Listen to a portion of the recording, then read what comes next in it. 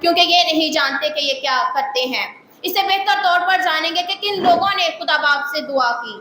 تو خدا کا پاک کلام بتاتا ہے کہ اس کے اپنے شاگردوں میں سے ایک شاگرد یہودا اسکریوتی نے اسے پکڑوایا، اور جب بھی کسی دور میں کسی کو پکڑوایا جاتا ہے تو اس پر ایک خاص الزام ہوتا ہے جس کی بنیاد پر اسے گرفتار کیا جاتا ہے۔ اسی طرح خداوند یسوع مسیح کی گرفتاری بھی اس پر ایک الزام تھا جسے سچ ثابت کیا گیا۔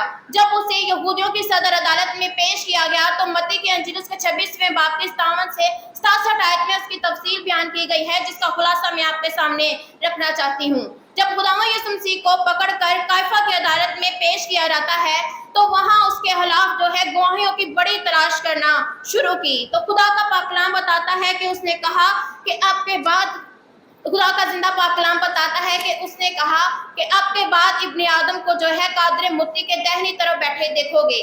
تو سردار کہہ نے اپنے کپڑے پھاڑ دیے اور اس کے خلاف جو ہے خداوند یسوع مسیح نے کہا کہ اب کے بعد ابن آدم کو جو ہے قادر متی کے دہنی طرف بیٹھے دیکھو گے۔ تو خداوند کا زندہ پاک کلام بتاتا ہے کہ سردار کہہ نے کہا کہ اس کے ساتھ کیا ہونا چاہیے؟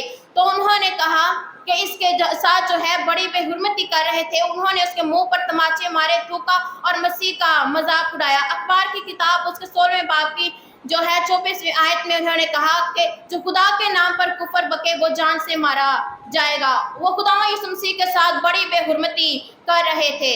تو جب خداوند یسوع مسیح کو پیلاطس کے سامنے پیش کیا جاتا ہے تو وہ یہودیوں کے سامنے لاتا ہے۔ تو یوحنا کی انجیل اس کے 19ویں باب کی 13 سے 15 آیت میں جو ہے وہ کہتا ہے کہ وہ خداوند یسوع مسیح کو باہر لاتا ہے، اور جب خداوند یسوع مسیح کو باہر لاتا ہے اس جگہ کو چبوترا کہتے ہیں۔ تو یہودیوں سے کہتا ہے کہ یہ تمہارا بادشاہ ہے۔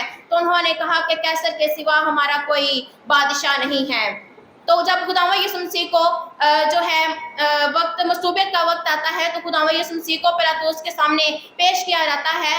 تو چھٹے گھنٹے کے قریب تقریباً 6 بجے اس کے سامنے جو ہے پیش کیا جاتا ہے۔ اس کے بعد جب خداوند یسوع مسیح کو مصلوب کرنے کا وقت آتا ہے تو اس کے ساتھ جو ہے وہ بڑی بے حرمتی کر رہے تھے، تو اس کو اذیت کا سامنا کرنا پڑتا ہے، تکلیف کا سامنا کرنا پڑتا ہے۔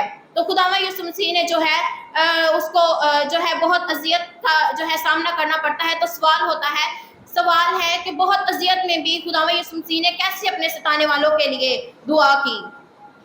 تو خدا کا زندہ پاک کلام بتاتا ہے کہ جو تم پر لعنت کرتے ہیں اس کے لیے برکت چاہو۔ یہی نمونہ میرا اور آپ کا خداوند یسوع مسیح صلیب پر پیش کر رہا ہے۔ تو اس نے کہا کہ اے باپ ان کو معاف کر، کیونکہ یہ نہیں جانتے کہ یہ کیا کرتے ہیں۔ تو اس کے بعد جب خداوند یسوع مسیح کو جو ہے یہ الفاظ عطا کرتے ہیں تو خداوند یسوع مسیح نے عبرانیوں 7 باب اس کی 25ویں آیت میں جو ہے اس نے کہا کہ جو اس کے وسیلہ سے خداوند یسوع مسیح کے پاس آتے ہیں وہ انہیں پوری نجات دے سکتا ہے، کیونکہ وہ ان کی شفاعت کے لیے ہمیشہ زندہ ہے۔ تو آج جب ہم دیکھتے ہیں کہ لوگ ہمارے ساتھ کیا کرتے ہیں تو جو ہے خداوند یسوع مسیح ہماری رہنمائی کرتا ہے۔ تو جب خداوند یسوع مسیح ہماری رہنمائی کرتا ہے، ہماری شفاعت کرتا ہے تو انہیں معاف کرنا چاہیے۔ جو ہے اس کے بعد جب خداوند یسوع مسیح ہمیں معاف کرنے کا حکم دیتے ہیں جو خداوند یسوع مسیح نے صلیب پر ادا کیے، تو جو ہے اس کا اجر جو ہے خداوند یسوع مسیح سے پائیں دوسروں کو معاف کر کے۔ اور اس کے بعد جو ہے خداوند یسوع مسیح کو معاف کرنے کے بعد خداوند یسوع مسیح نے ایک جو ہے جو الفاظ خداوند یسوع مسیح نے صلیب پر پیش کیے ہیں، اس کے بعد خداوند یسوع مسیح نے کہا کہ اس کا اجر جو ہے پانے کے لیے میں اس کی شفاعت کرتا ہوں اور شفاعت کرنے کے لیے ہمیشہ زندہ رہتا ہے۔ اس کلام کے وسیلہ سے خداوند یسوع مسیح ہمیں دوسروں کو معاف کرنے کی توفیق عطا فرمائے۔